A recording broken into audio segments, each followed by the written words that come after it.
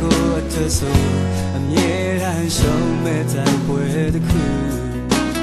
နောက်ခေါင်းမရှုံးခြင်းပါမင်းငါကြမတွေ့နေတော့ဘိုးဝေဆုံးတစ်ဖက်မှာ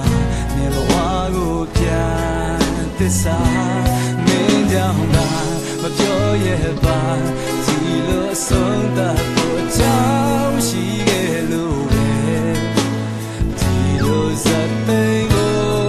ပြညာထား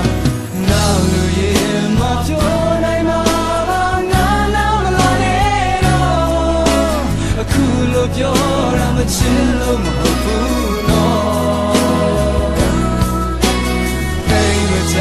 ရဲ့စင်ပြေမှာပါငါနားလည်းပြီးသားမင်းနဲ့ကိုယ်နဲ့စီချနေပြီခွာ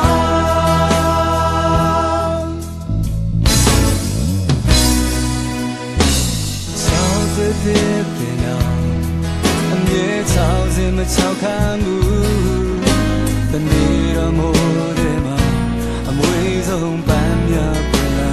လို့ငိမ့်ကြတဲ့ရင်မေးမေးစအိမ်လိုက်တော့မဝေးတော့ကြိုးစိတ်ဟာအိမ်ပဲလို့သာချင်ရခဲ့မင်းကြောင့်သာ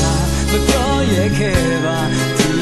ဆုံးသတ်ဖို့ကြောင့်ရှိခဲ့လို့ပဲမလို့ဆန်းနိုင်ရဲ့တို့ကပြနောက်လူရဲ့မပြောနိုင်မှာငါနောက်လာနေတော့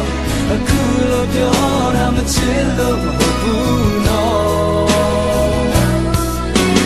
သိမကြခဲ့စင်ဒီမှာ